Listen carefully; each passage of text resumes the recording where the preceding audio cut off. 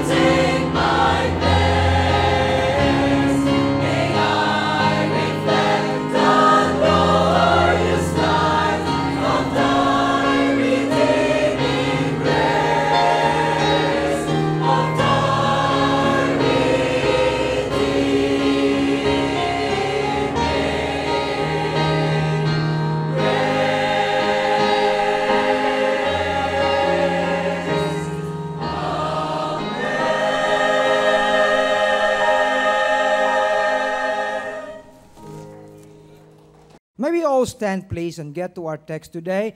Ang ating Ang ating teksto ay masusumpungan sa Joshua chapter 22. And we will be reading the first 6 verses here.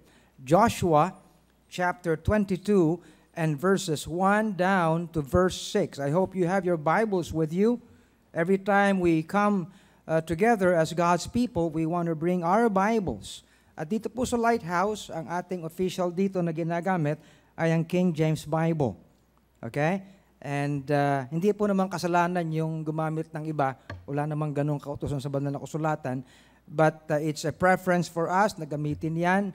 At nandun din sa screen ang ating verses so everyone may be able to read.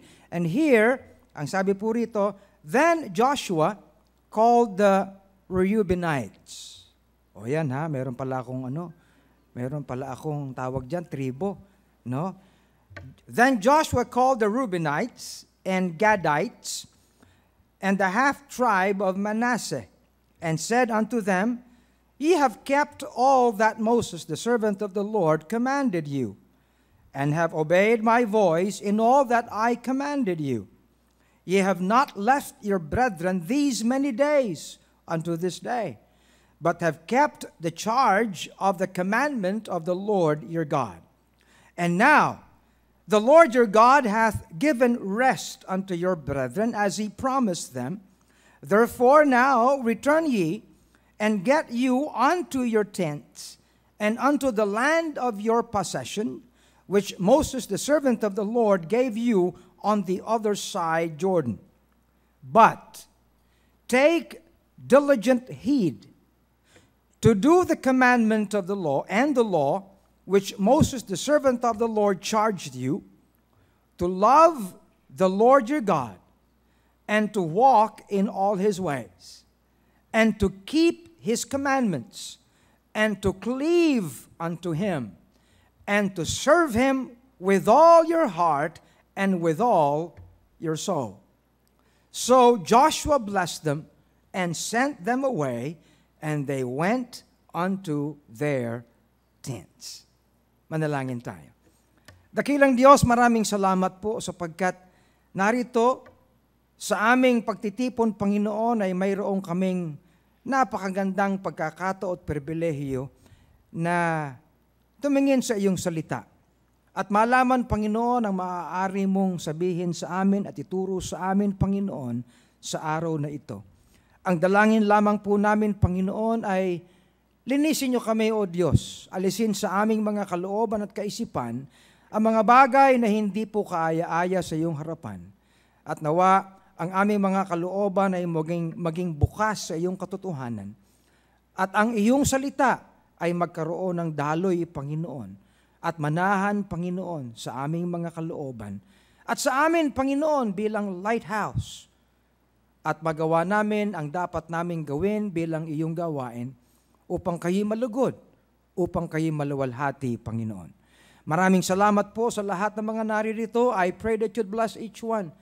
In fact, all the ones who are under the sound of this message, and even those, Lord, watching over internet and television. Bless us, Lord, today. This we pray in Jesus' name. Amen. Okay? You may all please be seated. Well, firstly, I met some people yesterday. I was in Lipa, in Batangas, and I met some people there, and they became my friends. At sabi ko sa kanila, you watch our services all from Lighthouse live on television. Kaya kung, if they're watching today, I want to greet them. I want to greet Charles and his wife, Nora. I want to greet Alexis. And of course, I want to greet Steve and his wife, Amy, and their daughter,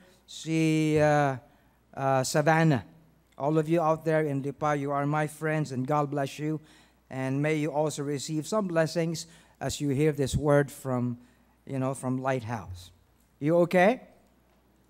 Nainggit ba kayo na binati ko sila? Yes, binabati ko rin kayo lahat.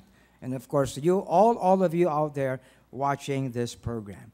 My message today is entitled, Take Diligent Heed. Ito ang sinabi ni Joshua, sa tribo ng mga Reubenites and Gadites and half-tribe ng Manasseh. And this we find in verse 5, ang nakalagay, but take diligent heed. You know, when this happened, ang mga pangako ng Panginoon sa bansang Israel ay natupad na. They have entered the promised land, and the portions of land promised to them by the Lord ay dinivide na among the tribes. And they now appreciate kung ano ang mga pangako ng Panginoon sa kanila. Tapos na ang kanilang pag-wander sa wilderness. Okay? Tapos na ang kanilang paglalakbay. And you know, you can say that naroon na sila sa land, sa lupain ng victory. Okay?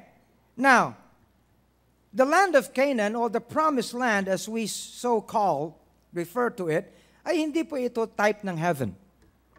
This would be rather a type of the victorious life of what should be Christians. Okay?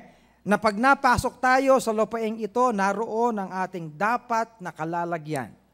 At gayon nga, and even as an ecclesia, as a church, parang by way of example or by way of type, ay parang tayo rin.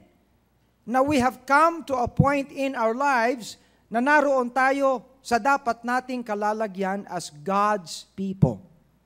Meron tayong sariling lugar. Meron tayong sariling area ng kung saan tayo ay makapaglilingkod sa Panginoon. Ito po ay isa sa mga appreciations natin bilang New Testament Church, bilang Lighthouse. Para sa atin po, ay hindi lang mahalaga na ang isang tao ay malaman niya na siya'y Kristiyano. Okay? It is not enough that a person only gets to be a Christian. Are you listening? Well, it's fine. It's a glorious thing to know that you are saved, that you are a Christian, that your sins have been forgiven, that you have that promise of eternal life, and you can claim that. At ang sabi naman na nakasulatan, na ang kinaroroonan ng anak ay kinaroroonan ng buhay. And we believe so firmly that everyone who has had that experience of trusting the Lord Jesus Christ as Savior and Lord, na nagrepent ng kanilang mga kasalanan, tinilikuran ito, at nanampalataya na si Kristo ay nabayubay sa krus na matay, inilibing at nabuhay na maguli, you know what they have? They have salvation. They are saved. At kaya tayo, sinasabi natin, with all confidence, alam natin na tayo ay ligtas. Tayo ay may buhay na walang hanggan. And when we say this thing, we are not just making a claim.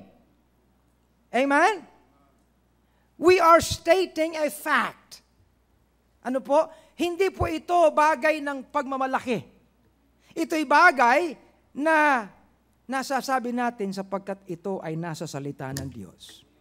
And I do so pray that each one of you who are here today, here in this sanctuary, here in this auditorium, and you out there, you may be watching through your television sets, or you may be holding your smartphones and listening to this message and watching this message. I pray to God that you can say with all confidence that you're saved, that you're born again, that you are God's child, that your sins have been forgiven. You know why? Because this is the most important thing that can happen to a man. Okay? Well, we want victories in life, we want successes in life, but hey, they have no eternal value whatsoever. Lahat ng ating nararanasan, lahat ng ating na-enjoy sa buhay na ito, most of them are what we call temporal things. The more eternal things are the things declared to us by God's Word. But so I say, hindi lang po na ang isang tao ay kinakailangang makasumpong ng kaligtasan. Oh yes, it's a glorious thing to be able to say, you are a Christian. I praise God that we can say that. Amen? Hindi lang yung nakakapag-celebrate ka ng birthday mo. Tama ba? Alam niyo, mga restaurants ngayon, no? Pag may birthday, nagkakagulo na sila. No? We were in one restaurant, when was this? The other day, no? Pagkatapos merong tahimik na tahimik kami. Tapos yung pala may nagbe-birthday dun sa sulok. Maya-maya, ito na po lahat ng mga waiters, ano? Merong dalang cake, merong kung anong dala, merong anong tawag dyan? No? Tambourine. Pagkatapos bay lahat na tuloy ng pati mga customer, nagpapalakpakan na, biglang gumulo yung buong restaurant, ano? Well, it's good to have a birthday, and for that matter, a spiritual birthday. When you get to know Christ, meron kang spiritual birthday. You know, my spiritual birthday goes back, well, some years, 1965. I got born again, 1965.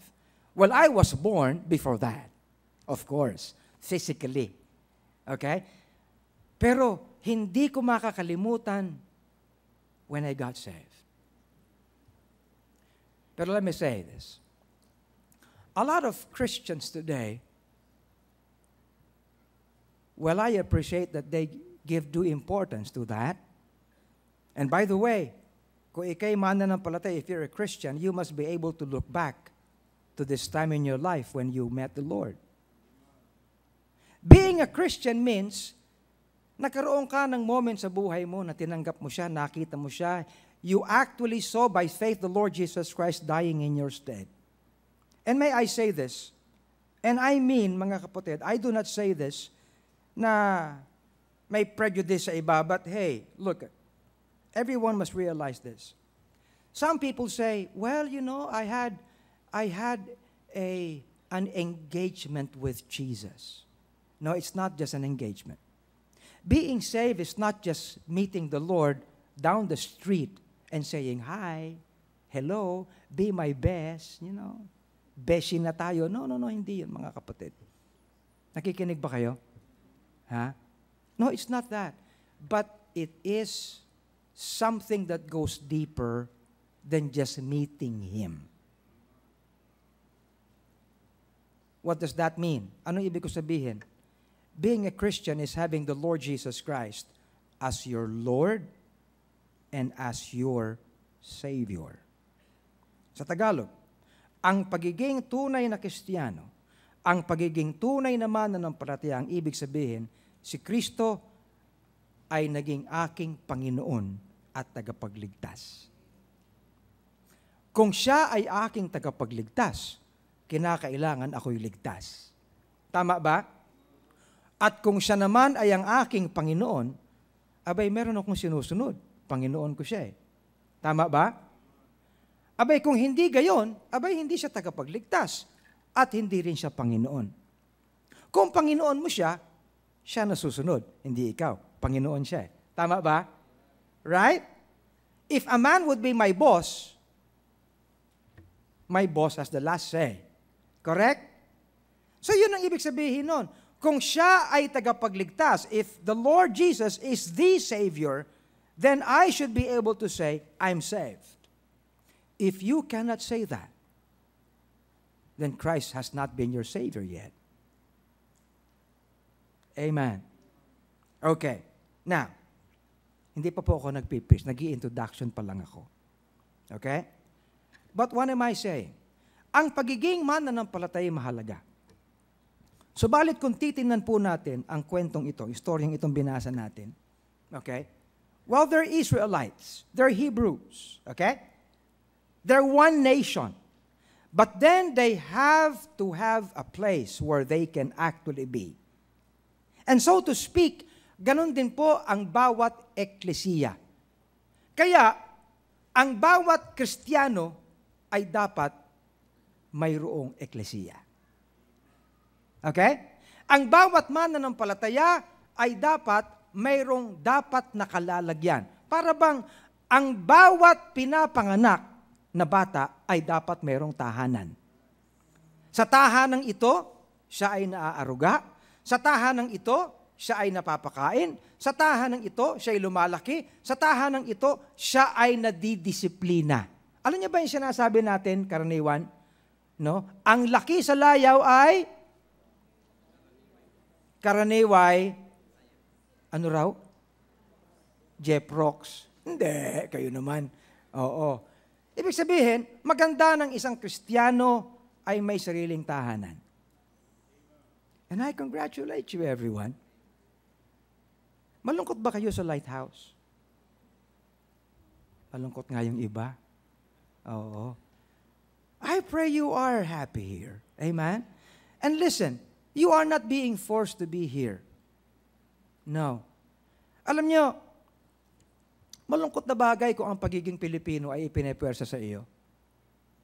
Tama? Ano palagay nyo? Hindi ba nagte-take pride tayo na tayo mga Pilipino? Ako'y Pilipino. Tama ba? Oo. Yung bang pag-uuwi ka, para bang meron kang dignidad na, well, however imperfect our country is, we take pride that we're Filipinos. Ganon din po naman ang isang mananampalataya. Hindi lang tayo nagpapasalamat sa Panginoon tayo Kristiyano, kundi nagpapasalamat din tayo sa Panginoon na tayo ay ginawa ng Kanya at isang gawain. Now, ang appreciation natin dito ay mula sa appreciation dapat nila. Okay?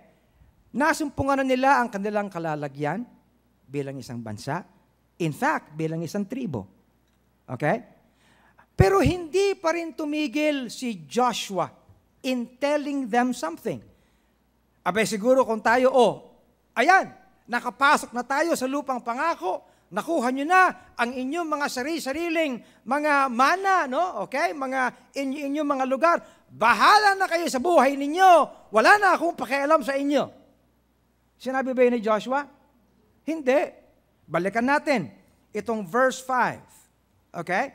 Itong verse 5. Ang sabi niya, but take diligent heed. Subalit, kunin ninyo nang may kasigasigan ang mga bagay na ito. Take diligent heed. Seryosohin ninyo, pag-ingatan ninyo, pagpahalagahan ninyo ang mga bagay na sasabihin ko. Let me tell you this. Everybody who would be in churches, who would be part of the ecclesia, should have that recognition. Nakikinig po ba tayo? Oh yes, I'm not just saying this because I'm your pastor. I'm saying this because this is a principle in God's Word. Amen? Someone told me, alam mo po, Bishop, alam mo, Pastor, you know, I don't want to be a part of a church because I'd be looking up to man.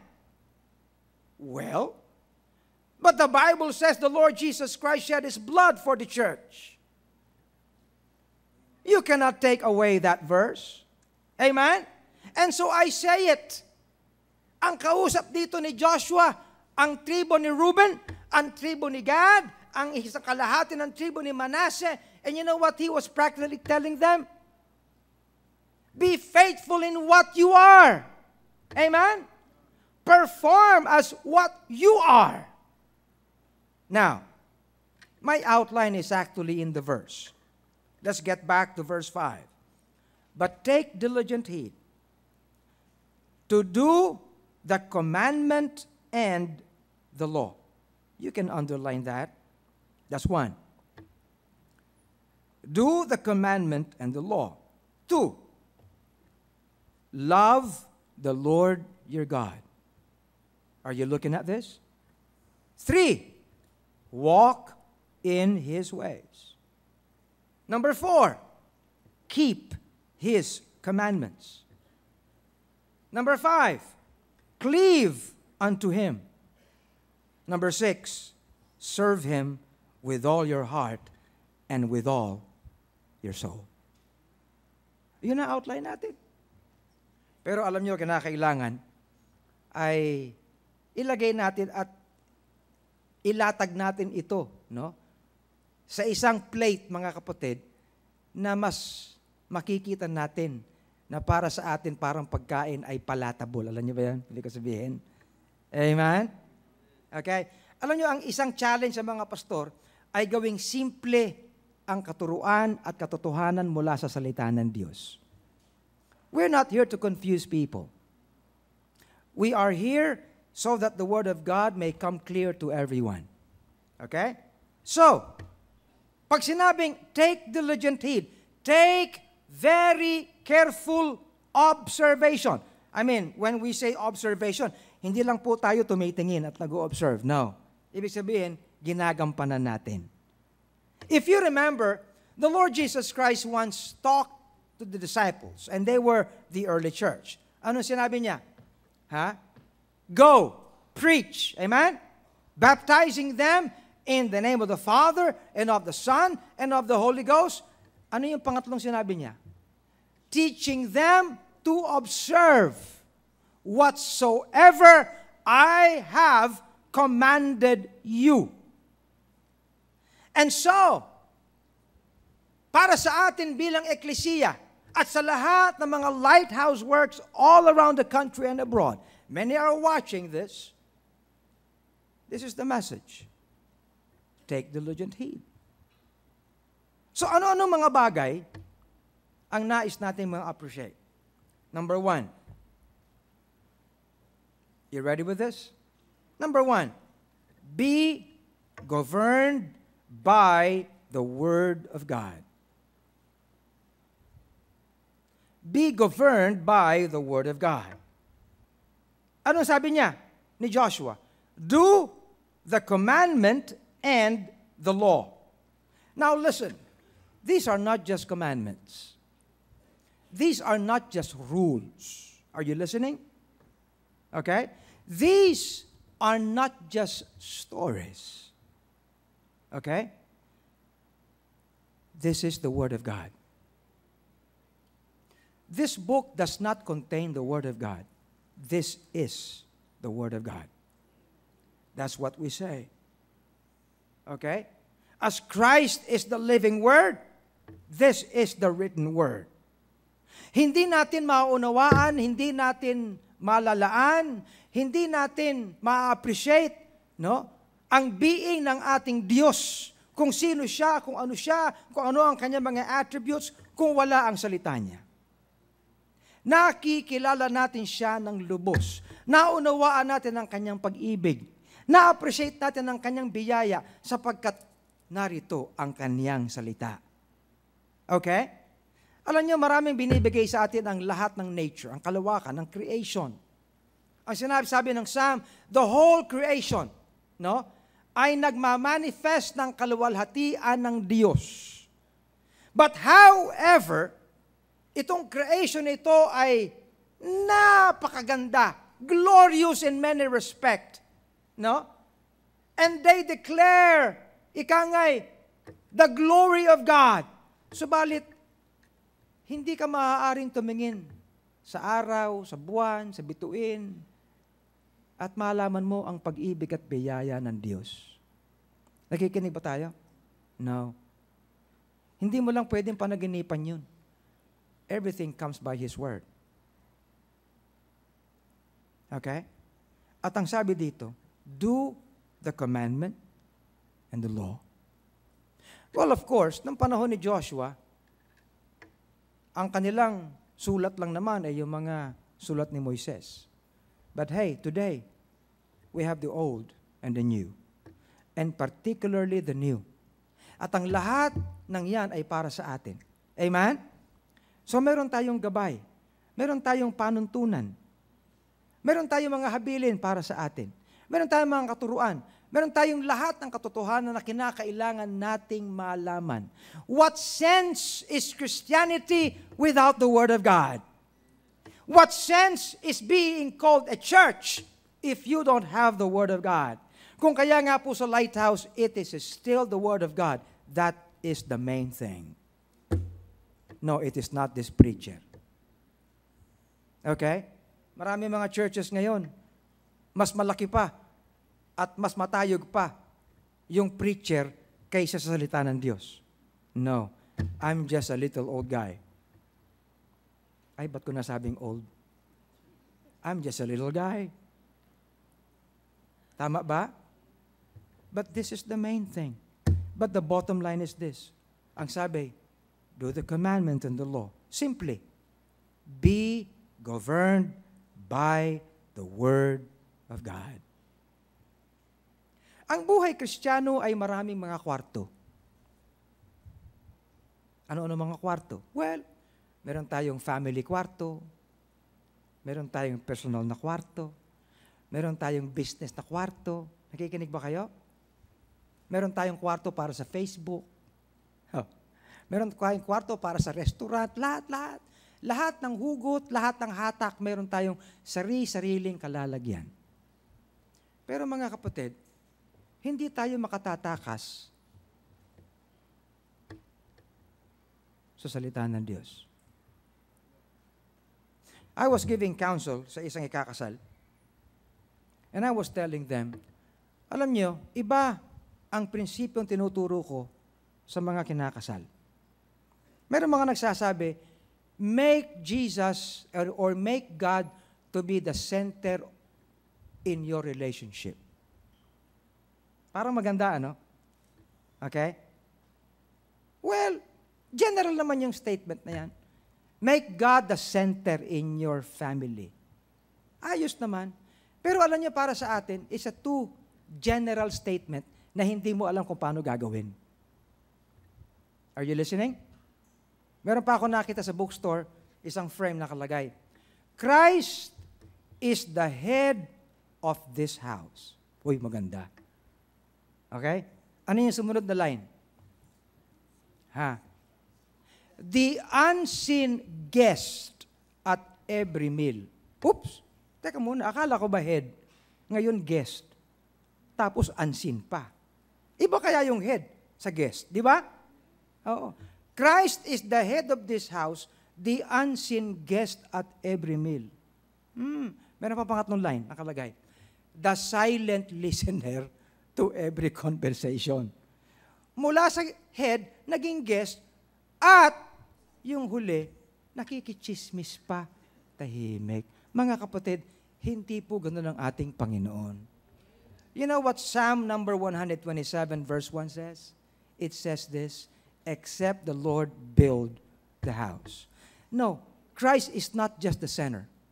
He is the builder. How does He build? Tamang-tama yung ikakasal, arkitekto.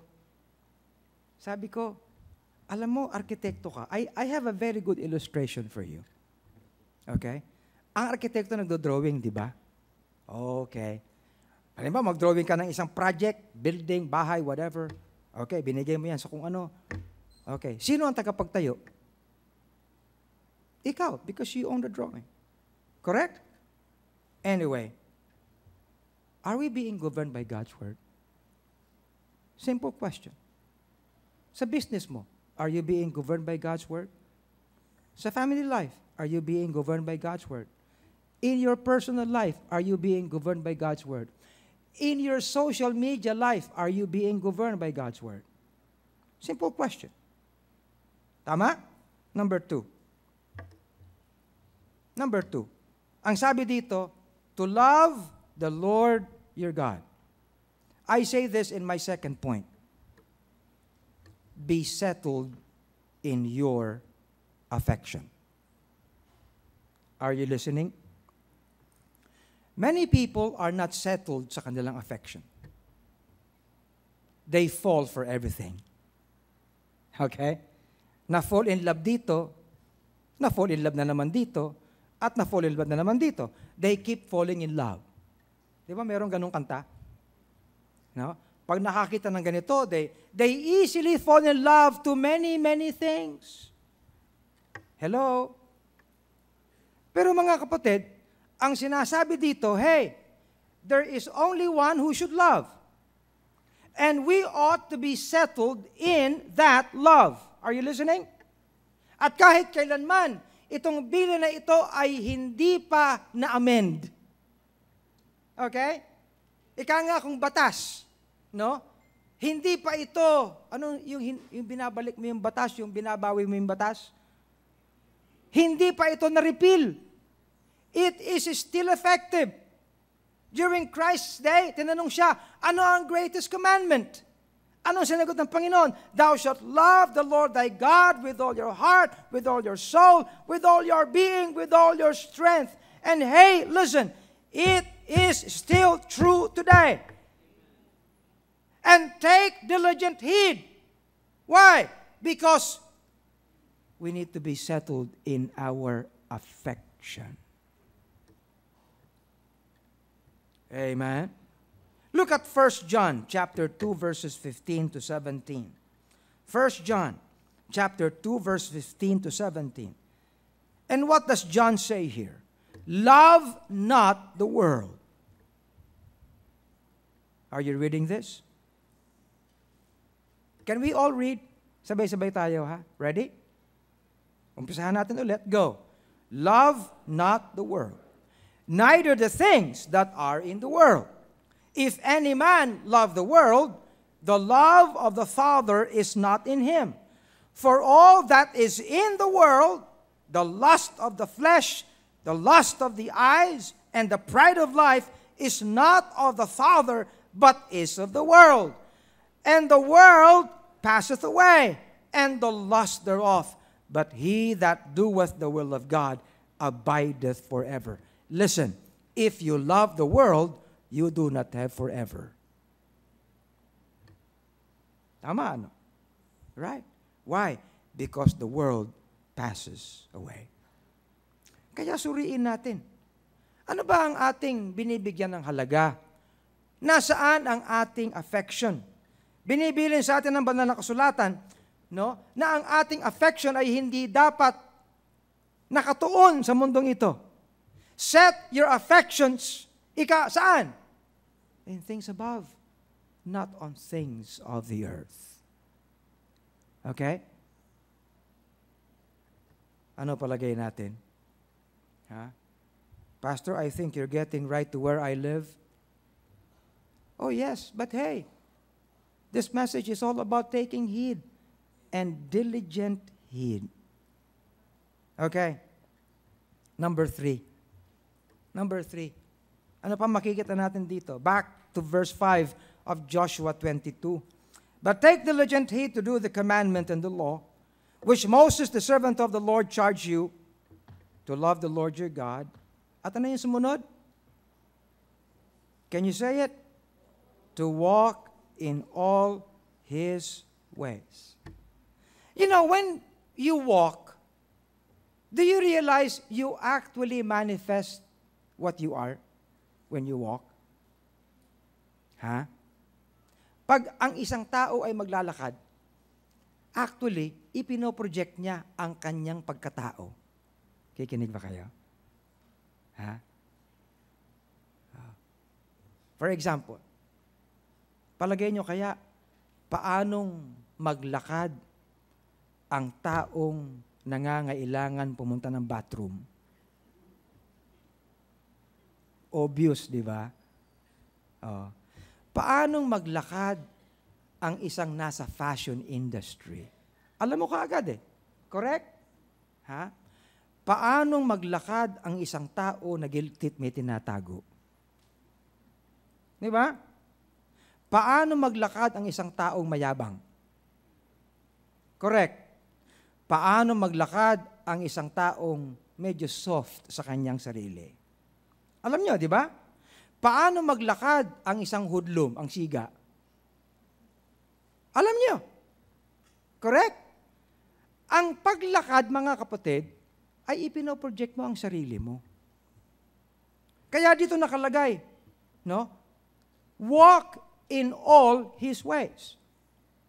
Kung ang lakarin natin ay lakarin ng Diyos, ay makikita rin sa atin yon.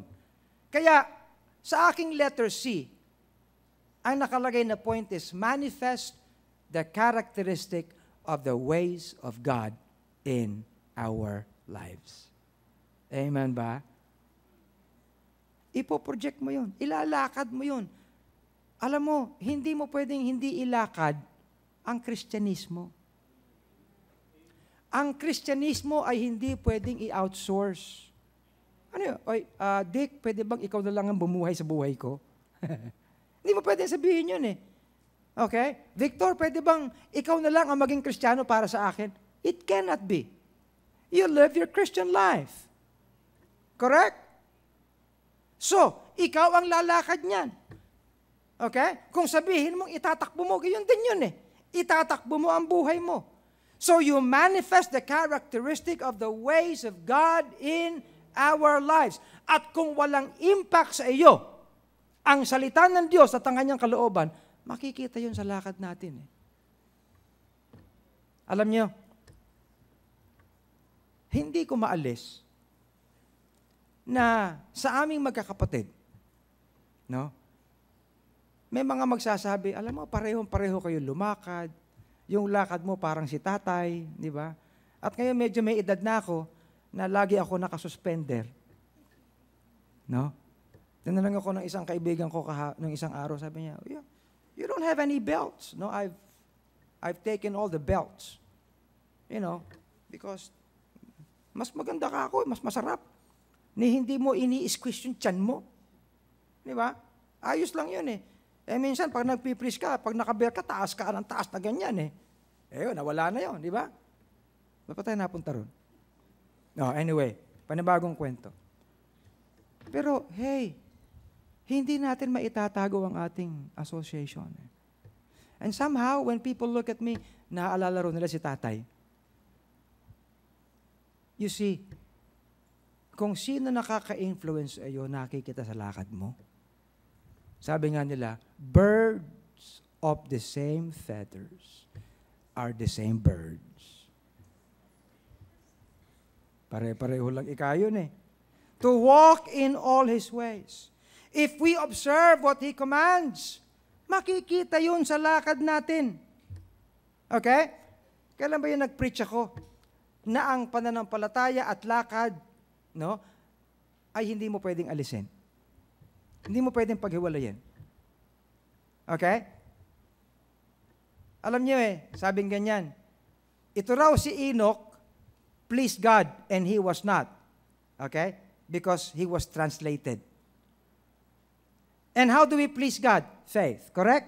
Evidently, ang nakita ng Panginoon kay Enoch ay matibay at magandang pananampalataya. Pero pag pinuntahan mo sa Old Testament, ang description kay Enoch, ano nakalagay? And Enoch walked with God. Amen? Do you have faith?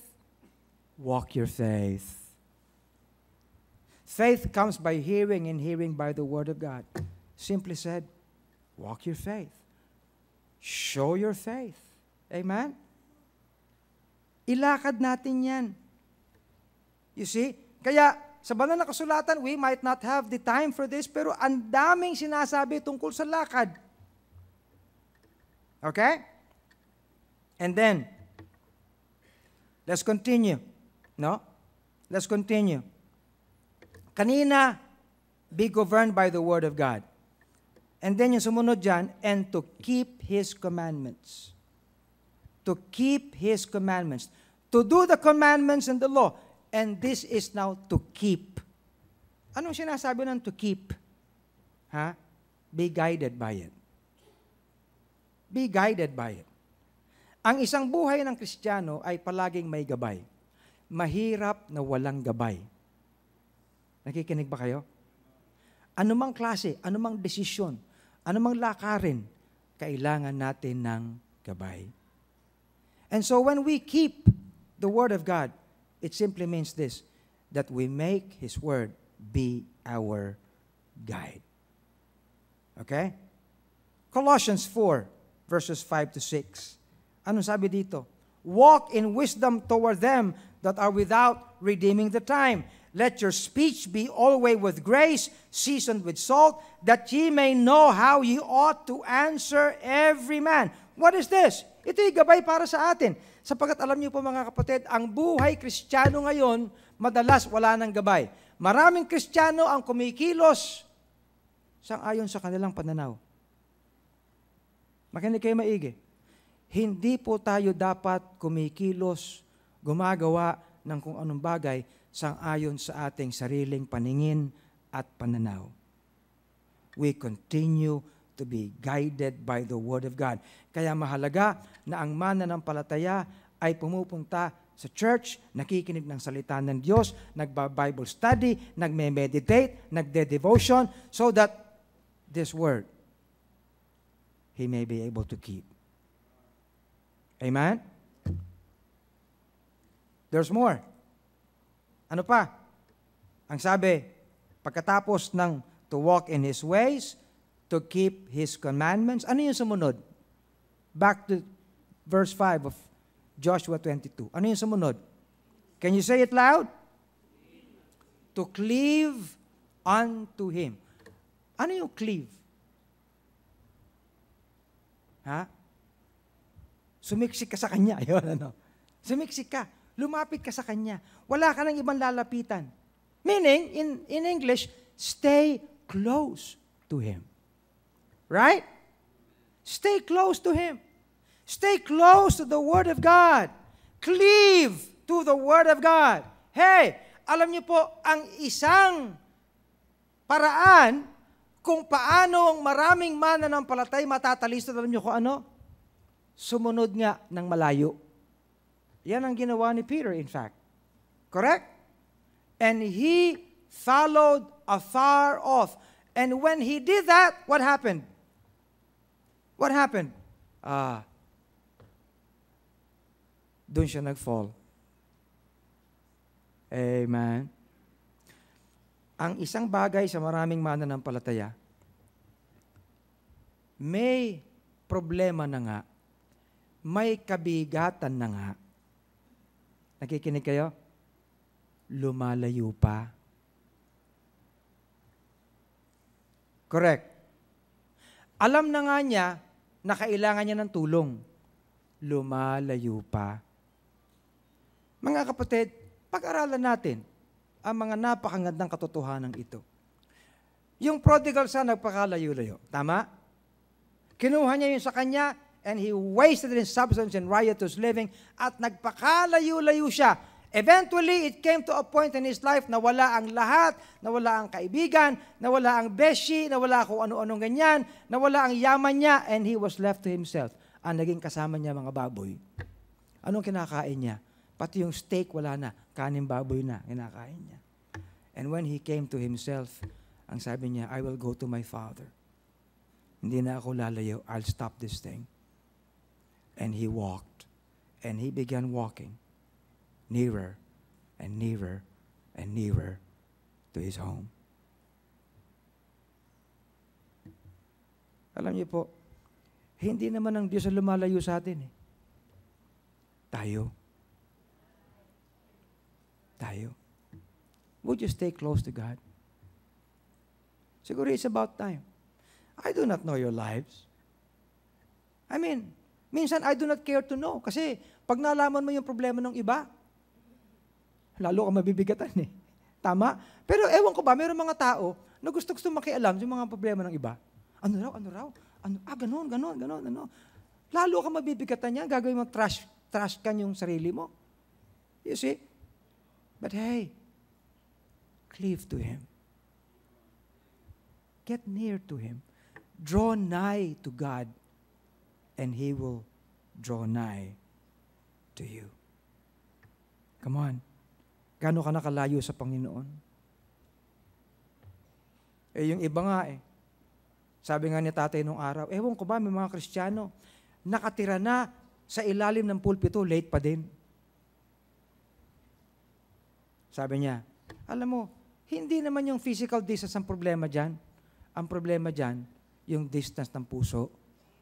Tama ba? Come on. It's about time we get near to our God. Lastly, ang bilis naman, Pastor. Hindi na po ako nagpipis ngayon ng more than 1 hour. Anyway, paglinggo ng umaga lang yan. Ano yung huli ng verse 5? To serve Him with all your heart and with all your soul. I'd like to ask you a question. Okay? For example, lahat tayo waiter. Anong ginagawa ng waiter? Nagsisilbi. Tama? Ano ba ang talagang goal ng waiter when he serves? Kumita. Yun ba? Ha? Yun ba? Hindi. Ano? Kahapon bumibili ako ng luggage kasi sira na yung luggage. Andun ako sa isang mall. Sabi ko, pakitulungan mo naman ako. Meron ba tutulong dyan? Hanap siya. Ay, hindi, sir. Ako na. Kako, malayo yung parking ko. Sa akin nakapark? Sa Divisoria. Sir naman. Hindi bale, sasamahan ko kayo. Sabi niyan ganyan. Sama siya sa akin, sama siya. Ayos kako ito tapos binibigyan ko ng tip. Ay, hindi na po. Okay na, sir. Okay na. Ang bait, sabi niya. Alam mo, you okay? You please me. Oy, nasabi ko. Ano yung goal ng waiter? To please the client. We serve. Who do we serve? We serve God. Amen? Serve Him. Ang sabi dito, serve Him with all your heart and with all your soul. Hey, the bottom line, keep pleasing God. Ayun, no? Being well-pleasing in every good work. Amen? Keep pleasing God because when we start pleasing men, problem comes. Keep pleasing God. Keep knowing His Word. How is it with you today? Can we take this as God's message for us? Can we take all this at sabihin natin, Panginoon, thank you for reminding me. That's the message for me. Or you may be here, you're a Christian. Fine, we can appreciate this. But hey, you also may be here. Wala ka pa naging eksperyensya ng kaligtasan. Tanggapin mo siya. Be a Christian today. Let's stand and pray.